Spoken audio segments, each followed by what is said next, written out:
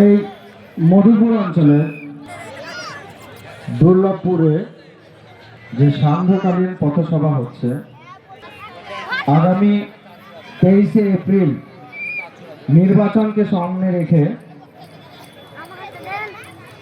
একটা পাড়াতে বা একটা অঞ্চলে যে পথসভা যদি আমরা ধরি, যে পরিমাণ লোক আপনারা উপস্থিত হয়েছেন, এত পরিমাণ লোক হুমায়ুন কবির মহাশয়ের প্রতি ভালোবাসা, তার দলের প্রতি ভালোবাসা, শ্রদ্ধা এবং সমর্থন নিয়ে এগিয়ে এসেছেন। আপনাদের সকলকে আমার অন্তর থেকে শ্রদ্ধা, সালাম, অভিনন্দন জানাই। দীর্ঘক্ষণ চলছে, আমি শুনলাম প্রায় 1.5-2 ঘন্টা চলছে সভা। এই মঞ্চে উপস্থিত আছেন আপনাদেরই পাড়ার ছেলে, গ্রামের ছেলে, কারো ভাই, কারো বন্ধু, আমাদের নওগাঁ ব্লকের উন্নয়ন পার্টির ব্লক সভাপতি সাইফুল ইসলাম ওরফে মদন ভাই, এখানে যুব সভাপতি তৌসিফ, আমাদের ক্যান্ডিডেটের যিনি ইলেকশন এজেন্ট ভাই আহমেদ থেকে শুরু করে মন্টু মাস্টার মশাই, আমাদের মহিলা নেত্রী, সকলে উপস্থিত আছেন। আপনারা অনেক বক্তার বক্তব্য শুনেছেন। আমি কিছু জিনিস আপনাদের সামনে তুলে ধরতে চাইছি। আগামী 23শে এপ্রিল ভোট। প্রত্যেকটা বিধানসভায় মানে বিধানসভা নির্বাচনের ক্ষেত্রে আমরা সাধারণ যারা ভোটার তারা কি দেখে ভোট দিই? যে কোনো দলকে কি দেখি? যে এই দলটাকে বা এই ব্যক্তিটাকে আমরা যদি ভোট দিই, এই ব্যক্তিটা আমার পরিবারের, আমার সমাজের, আমার পাড়ার, আমার বাংলার এবং আমার দেশের প্রতি কতটা দায়বদ্ধ এবং তাদের উন্নয়নের ক্ষেত্রে এই দল বা এই ব্যক্তির যিনি দলের সমর্থক, এই কিছু জিনিস আমরা লক্ষ্য করি। সেই ক্ষেত্রে চিন্তা ভাবনা রেখে আমরা ভোটটা দিই। গত 2021-এর বিধানসভা ঠিক তার আগে ভারতবর্ষের যে সরকারটা চলছে, ভারতীয় জনতা পার্টির সরকার, যাকে আমরা বলি ভারতের জুমলা পার্টি, তো সেই পার্টির সরকার যখন দ্বিতীয়বারের জন্য ক্ষমতায় আসলো, ক্ষমতায় আসার পর একটা প্রজেক্ট নিয়ে এলো এনআরসি। প্রথমে নিয়ে এলো সিএএ, তারপরে নিয়ে এলো এনআরসি। এনআরসি হবে এইরকম একটা প্রচার তখন শুরু হলো। খুব স্বাভাবিকভাবে আলিপুরদুয়ার থেকে শুরু করে দীঘা পর্যন্ত সাধারণ বাঙালি, বিশেষ করে মুসলিম সম্প্রদায়ের মানুষ, আমরা ভয়ে ত্রস্ত, ভীতি সন্ত্রস্ত হয়ে পড়লাম। তার কারণ বিজেপি যদি এনআরসি করে, অবৈধভাবে মুসলিমদেরকে নাম কেটে দিয়ে এই দেশ থেকে তাড়ানোর ব্যবস্থা করছে, চক্রান্ত করছে। ডিভোটার করে তাদেরকে ডিটেনশন ক্যাম্পে পাঠিয়ে দেবে, এরকম একটা গোটা বাংলা জুড়ে প্রচার শুরু হয়ে গেল। মিডিয়ায় বিজেপির বিভিন্ন নেতারা এসে মুসলিমদের বিরুদ্ধে বিষোদ্গার করা শুরু করে দিল। স্বাভাবিকভাবে আমরা মুসলিম কমিউনিটি বা সংখ্যালঘু ভাইয়েরা আমরা ভয় পেলাম। খুব স্বাভাবিকভাবেই 2021 সালে যখন জোট হয়েছিল এই শাসক দলের বিরুদ্ধে, বাংলা শাসক দলের বিরুদ্ধে, সেই জোটটা ঝড়ে উড়ে চলে গিয়েছিল। কেন জানেন? সেই সময় আমাদের সামনে একজন মসিয়া এসে নিজেকে মসিয়া সাজিয়ে উপস্থাপন করেছিলেন যে আমি থাকতে এনআরসি হতে দেব না। তাই সেই সময় আমাদের অনিচ্ছা সত্ত্বেও আমরা জানি মুসলিম সম্প্রদায়ের কোন ডেভেলপমেন্ট তিনি এই বর্তমান বাংলা শাসক করেননি। মুসলিম ছেলে মেয়েদের অধিকার ঠিকঠাক ফিরিয়ে দেননি। মুসলিম সম্প্রদায়ের ব্যক্তিদের রাজনৈতিক অধিকার ঠিকঠাক দেননি। উপরন্তু রাজনৈতিকভাবে, সামাজিকভাবে পিছিয়ে দিয়েছেন। তা সত্ত্বেও সেদিন আমাদের কাছে কোনো অপশন ছিল না। শুধুমাত্র বিজেপিকে আটকানোর ভয়ে, বিজেপিকে আটকানোর জন্য আমরা নির্লজ্জ হয়েও তারা জানি যে তারা নির্লজ্জ, তারা আমাদের প্রতি অনেক কিছু করেছে। তা সত্ত্বেও বাধ্য হয়ে এক প্রকার আমরা বাংলার মানুষ নিরঙ্কুশ ভাবে এই শাসক দলকে ভোট দিয়েছিলাম, কি তাই তো? এটা আমার কথা না, আপনারা সবাই জানেন। দেওয়ার পর তার মানে কি দাঁড়ালো, যে 2021 সালটা পার করলো এনআরসি কে কেন্দ্র করে। এই সমস্ত যে সমস্ত এমএলএ টেমএলএ দেখছেন গোটা রাজ্যে, এরা হলো এনআরসি এমএলএ। অনেক এমএলএ আছে যারা হয়তো 50,000, 60,000, 70,000 ভোটে হারতো, সে নিজেও জানে না যে আমি কত ভোটে হারবো। দেখা যাচ্ছে রেজাল্টের সময় দেখা যাচ্ছে সে 60,000, 70,000, 40,000, 50,000 ভোটে জিতছে, সে নিজেই অবাক। তার কারণ শুধুমাত্র সংখ্যালঘু মুসলিম সম্প্রদায় সেদিন এই তৃণমূল দলটাকে ছিল। ঠিক এনআরসির বিষয়টা চলে গেল, আসল রূপ খোলস থেকে বেরিয়ে গেল এই মমতা ব্যানার্জি সরকার। বিগত 5 বছর ধরে আপনারা একটা একটা করে যদি ঘটনা দেখেন, তাহলে এই 5 বছরের মধ্যে আপনার আমার ভোট নিয়ে, আমাদের ভোট নিয়ে সরকার গড়ার পর এই সংখ্যালঘু সম্প্রদায়ের প্রতি এই সরকার কতটা বিমুখ, এই সরকার কতটা আমাদের সঙ্গে অন্যায় করেছে, এই সরকার আমাদের বঞ্চিত করেছে। আপনারা যারা শিক্ষিত সম্প্রদায়, যারা শিক্ষিত ইয়ং জেনারেশন, তারা জানে গোটা রাজ্য জুড়ে সাধারণ মানুষ, সাধারণ সংখ্যালঘু সম্প্রদায়ের মানুষ আমরা হাত দিয়ে বেড়াচ্ছি যে আর নয়, মমতা ব্যানার্জিকে আমরা আর ভোট দেব না। কিন্তু দেব তো দেব কাকে দেব? একদিকে মমতা ব্যানার্জি, একদিকে মানে বলো না ডাঙায় কুমির, ডাঙায় বাঘ তো নিচে জলে কুমির। আমাদের এই বর্তমানে এই বাংলার সংখ্যালঘু সম্প্রদায়ের মানুষের অবস্থা হয়ে গিয়েছে এরকম, যে আমরা যদি অপছন্দ সত্ত্বেও তৃণমূলকে ভোট দিই, তাহলে তো আমাকে হালুম করে খেয়ে নেবে। আবার যদি জলে নামি তো কুমির আমাকে খেয়ে নেবে, বিজেপিকে যদি দিয়ে দেয়, বিজেপি যদি চলে আসে। এইরকম একটা বাতাবরণ কিন্তু বাংলায় তৈরি হয়েছিল। ঠিক এই সময়ে আপনার এই নওগাঁ বিধানসভায় যে ক্যান্ডিডেট হয়েছেন আমজনতা উন্নয়ন পার্টির হুমায়ুন কবির সাহেব, রেজিনগরে বাড়ি, তিনি তৃণমূল দলের শাসক দলের একজন বিধায়ক। ধীরে ধীরে তিনি যখন বুঝতে পারলেন, তিনি গলার স্বর যখন বাড়াতে লাগলেন যে দিদি মুসলিমদের প্রতি আপনার বঞ্চিত করছেন, কেন কেন সামাজিক ভাবে আমাদেরকে বঞ্চনা করছেন, কেন রাজনৈতিক ভাবে মুসলিম নেতাদেরকে আপনি প্রাধান্য দিচ্ছেন না। মূলত এই জায়গা থেকে শুরু হয়েছিল। আপনারা সবাই জানেন যে এই সংখ্যালঘু জেলা মুর্শিদাবাদ, এখানকার সংখ্যালঘু সম্প্রদায়ের অনেক বিদগ্ধ পণ্ডিত, অনেক বিদগ্ধ নেতৃত্ব থাকতেও আপনি যিনি ভোটে হেরে যায়, নিজে বিধায়ক ভোটে হেরে যায়, সেই রকম একজন মহিলাকে আমাদের মাথায় বসিয়ে দিলেন। এখান থেকে সূত্রপাত হয়েছিল। সেদিন হুমায়ুন কবিরের বিরুদ্ধে অ্যালিগেশন শুরু হয়েছিল, হুমায়ুন তুমি বড় বড় কথা বলো, তুমি সাম্প্রদায়িক কথা বলো। কিন্তু আপনারা বুকে হাত দিয়ে বলুন, হুমায়ুন সাহেব সেদিন কিন্তু অন্যায় কথা বলেননি। হুমায়ুন কিন্তু দাবি করেননি যে দিদি আমাকে সবাই, উনি শুধু বলেছিলেন যে এটা মুসলিম অধ্যুষিত জেলা, এখানে মুসলিমদের হোক, এখানে যদি শাসন ক্ষমতা থাকে মুসলিমদের হাতে থাকা হোক। কি অন্যায় করেছে আপনারা বলতে পারবেন? কলকাতার বুকে মমতা ব্যানার্জিকে চ্যালেঞ্জ করে বলছি, কলকাতা বুকে, কৃষ্ণনগরের বুকে, মেদিনীপুরের বুকে কোন সংখ্যালঘু মুসলিম সম্প্রদায়ের মানুষকে আপনি, রাজনৈতিক নেতাকে আপনি জেলা সভাপতি করতে পারবেন? হিম্মত আছে আপনার? পারবেন না। কিন্তু মুর্শিদাবাদে আপনি ঠিক সংখ্যাগুরু ভাই হিন্দু কমিউনিটির মানুষকে আপনি জেলা সভাপতি করতে পারেন। কেন? মুসলিম সম্প্রদায়ের মানুষ রাজনীতি জানেন না, তাদের অধিকার নেই, তাদের নিজের কথা বলার অধিকার নেই। আজকে সংখ্যালঘু সম্প্রদায়ের এই জেলার উন্নয়ন একজন সংখ্যালঘু সম্প্রদায়ের মানুষ যতটা বুঝবে, তার বুকে যতটা দরদ হবে, একজন হিন্দু কমিউনিটির মানুষ পরি সেই কথাটা বলবে। এটা বলেছিলেন হুমায়ুন কবির, অন্যায় তো বলেননি। আজকে এই নওগাঁ ব্লক, নওগাঁ বিধানসভার রাস্তাঘাট, নওগাঁ বিধানসভার সংখ্যালঘু ভাইদের ছেলে মেয়েদের পড়াশোনা, তাদের উন্নয়ন নিয়ে কথা বলবে কে? কোন একজন মুসলিম কমিউনিটির মানুষই তার দরদ থেকে বলবে।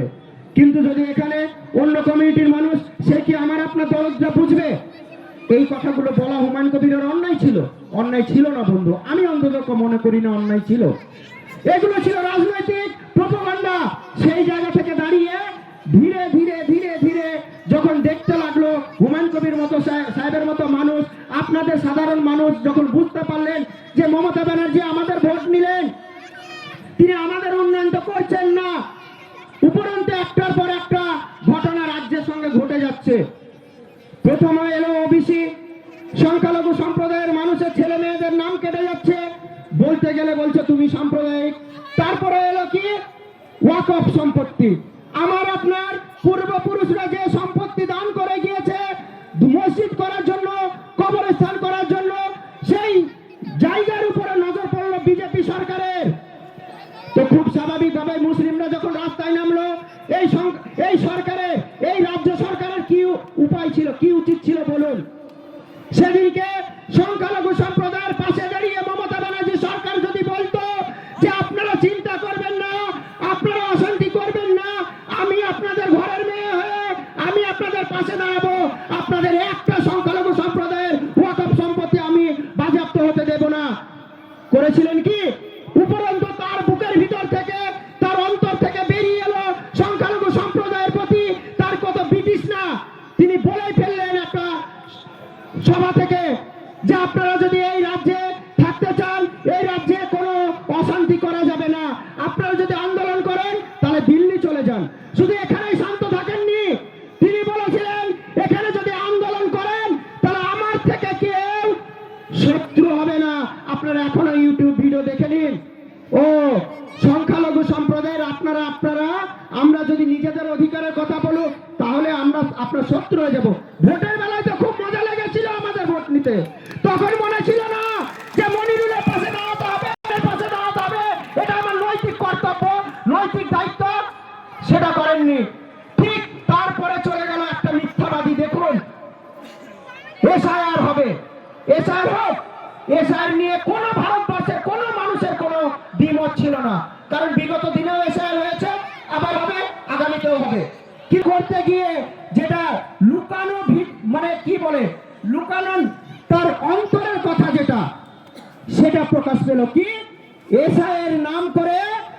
তিনি যখন দেখলেন যে বাংলা একটা অশান্তি শুরু হয়ে গেল, তিনি স্টেটমেন্ট দিলেন যে আমি বেঁচে থাকতে এসআইআর হতে দেব না।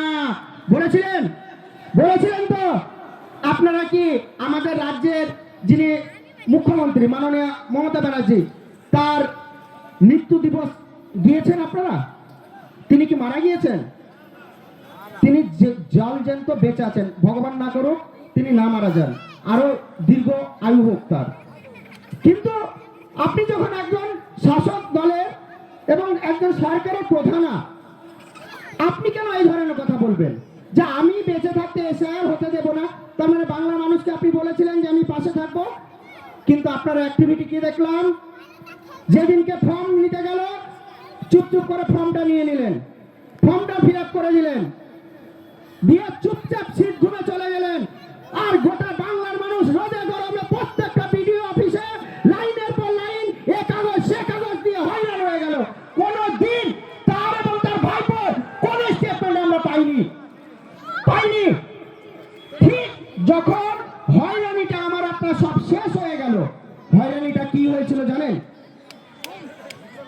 আমার নাম মনিরুল ইসলাম, আমার আব্বার নাম মকফুর হোসেন, কারো হয়তো আমার ছেলের নাম বা আমার ভাইয়ের নাম অমক শেখ, তাহলে আমার নাম ইসলাম, কেউ শেখ।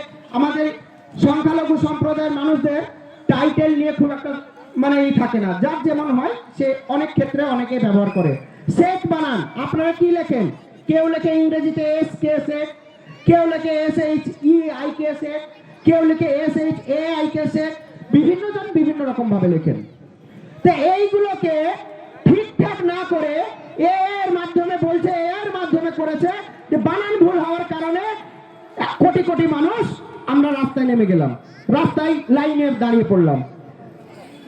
কাজগুলো কারা করেছিল? ওই বিজেপির দিল্লি থেকে ইঞ্জিনিয়ার এসেছিল, বাংলার সেই সমস্ত মানুষ করেছিল যারা হয়তো কম্পিউটার জ্ঞান নেই, তাদেরকে বাধ্য করেছিলেন আপনারা। এই ব্লকের বিডিও, SDO, DM-রা বাধ্য করেছিল, যারা যে জিনিসটা পারে না তাদেরকে দিয়েও কাজ করেছেন রাত 2টো পর্যন্ত। তারা অনেকেই বলেছিল এই কাজটা আমরা পারছি করছি না, আমাদেরকে অব্যাহতি দিন, তাদের চাকরি খেয়ে নেওয়ার ভয় দেখানো হয়েছিল। তাহলে কি করলেন? একদিকে মিথ্যা নাটক করলেন, আমি থাকতে এসআর হতে দেব না, আর অন্যদিকে গোটা বাংলার এসএসকে এমএসকে থেকে বিভিন্ন যারা কম্পিউটার জানে না, যারা এআই জানে না, যারা ঠিকঠাক টাইপ করতে পারেনি, সেই সমস্ত কর্মচারীদেরকে দিয়ে আপনারা ফর্ম ফিল আপ করলেন। আচ্ছা, মেনে নিলাম যে কাজটা তোলার জন্য আপনাকে ফর্ম ফিল আপটা করাতে হলো, কিন্তু যখন তারপরে কি দেখলাম যে একটার পর একটা যখন ফর্ম ভুল আসছে, আপনার ম্যাপিং হয়নি, বিভিন্ন রকম যখন সমস্যাগুলো হলো, আপনার যখন পেপার সাবমিট করার জন্য বলা হলো, 12টা ডকুমেন্টস দেওয়া হলো, এই 12টা ডকুমেন্টসেও তো আপনার নাম ভুল থাকতে পারে, ছিলও তো, হলো না? শুধুমাত্র এর আগে আমি একটা সভায় বলেছিলাম, একটা মাত্র পেপার মমতা ব্যানার্জি যদি সেদিন আপনাকে দিতেন, তার আধিকারিককে দিয়ে যদি দেওয়াতেন, তাহলে কারো নাম বাদ যেত না। আজকের দিনে কোন বৈধ নাগরিকের ভোট বাদ যেত না। আজকে অন ক্যামেরা আমি বলছি, কি সেটা কি জানেন? ডোমিসাইল সার্টিফিকেট, যেটা বাংলার অর্থ হচ্ছে বাসস্থান সার্টিফিকেট, এটা দেওয়া হয় এসডিও স্যারের তরফ থেকে। আপনি বিডিও অফিসে অ্যাপ্লাই করবেন, বিডিও অফিস সেটা ফরওয়ার্ড করবে এসডিও কে, কিন্তু আশ্চর্যজনক ভাবে আমরা দেখেছিলাম সেই সময় যে বিডিও অফিসে আপনি অ্যাপ্লাই করছেন, ওখান থেকে এসডিও অফিসে যাওয়ার যে লিংকেজ সেখানে বন্ধ করে রেখেছিলেন। কেন এত নাটক কিসের? ভয়টা কিসের? যে কেন্দ্রের বিজেপি চাইছে এসআর করে মুসলিমদের নাম বাদ দিয়ে দেব, আর আপনি এদিকে মুখে নাটক করছেন, কাজের কাজ করছেন না। যদি সে সার্টিফিকেটটা দিতেন, কোন বৈধ মুসলিম, হিন্দু, খ্রিস্টান, জৈন কারোর নাম বাদ যেত না। আর নাম বাদ না গেলে বিজেপির যে এজেন্ডা সেটা পূর্ণ হতো না। সেই ভয়ে আপনি সেদিন চুপ, আপনার আধিকারিকেরা সেদিন বন্ধ করে রেখেছিলেন। তার কারণ বিজেপি তরফ থেকে আপনাকে ভয় দেখানো হয়েছিল যে যদি নাম আমি কেটে না দিতে পারি, তাহলে বাংলায় আমি জিততে পারবো না, আর তোর ভাইপোকে আমি তুলে নিয়ে যাব। সেই ভয়ে আপনি চুপ ছিলেন, আর বড় বড় কথা বলছেন। সব পরিস্থিতি যখন স্বাভাবিক হতে লাগলো, আপনি হঠাৎ করে একটা কালো কোট পরে সুপ্রিম কোর্টে চলে গেলেন। আবার একটা নাটক দেখুন, এসআর হয়েছে, অ্যাডজুডিকেশনে এসেছে, আপনার নাম বিচারাধীন। যে আপনার যদি বৈধ কাগজপত্র থাকে তাহলে এটা আপনার অধিকার, আপনার ভোট দেওয়া এটা আপনার অধিকার, কিন্তু সেই জায়গায় যখন জিজ্ঞাসা চিহ্ন রাখা হলো, ঠিক সেই সময় উনি চলে গেলেন সুপ্রিম কোর্টে। সুপ্রিম কোর্টে গিয়ে চুপচাপ বসে থাকলেন এবং মেনে নিলেন যে যাদের অ্যাডজুডিকেশন থেকে কাগজপত্র ঠিকঠাক করতে পারবে না, যাদের নাম ডিলিট করা হবে, কেটে দেওয়া হবে, তাদেরকে যেতে হবে ট্রাইব্যুনালে। তিনি সেদিন নিজে থেকে মেনে নিয়েছিলেন। কেন বন্ধু? একজন বৈধ ভোটার, বৈধ নাগরিক, সে কেন ট্রাইব্যুনালে যাবে? সেই টাকার খরচ কে দেবে? আর কেনই বাজাবে?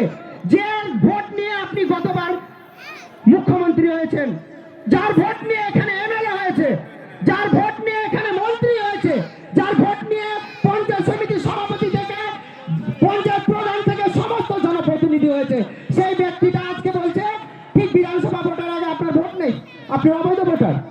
এই অন্যায় মানবেন আপনি? ট্রাইব্যুনালে কেন যেতে হবে? মমতা ব্যানার্জি সেদিন কেন এর বিরোধিতা করলেন না? ঠিক কোর্টের, সুপ্রিম কোর্টের আধার হচ্ছে নাকি আধার হচ্ছে না, সেদিন আপনি মেনে নিলেন। আজকে 11 লক্ষর কাছাকাছি ভোট মুর্শিদাবাদে বাদ ছিল। আপনারা দেখেছেন 6 লক্ষ শর্ট আউট হয়েছে, 4,55,000 সামথিং আপনার ডিলিটেড হয়ে আছে। আপনারা বুকে হাত দিয়ে বলতে পারবেন এই 4,55,000 শুধু মুর্শিদাবাদ জেলায়, মানে গড়ে একটা বিধানসভায় 22,000, 21,000, 22,000 করে ভোট বাদ। এই অন্যায়টা কেন মানবেন? এই অন্যায়টা কে মানবে? এইটা নিয়ে যদি আপনি রাস্তায় নামেন, এখনই মমতা ব্যানার্জির পুলিশ চলে আসবে। এখন তো কমিশনের নাম দিয়েছে, ইলেকশন কমিশনের আন্ডারে সমস্ত পুলিশ অফিসার, তাই তো? তাই এখনই কিছু করলে বলবে ইলেকশন কমিশন ধরলো, কিন্তু বিষয়টা এর আগে তাহলে আপনাকে শর্ট আউট করতে হতো রাজ্যের মুখ্যমন্ত্রী হিসাবে, আপনি সেদিন করেননি, চুপচাপ দেখে গেলেন মজাটা। এইবার হয়ে গেল মজা, দেখুন পাপ বাপকে ছাড়ে না। উপরওয়ালা বলে কেউ আছে। বিজেপি কি করলো? ঠিক মুর্শিদাবাদে ধরুন, নওদাতে, আমি একটা উদাহরণ দিচ্ছি, এটা মানে পরিসংখ্যান দিয়ে, যে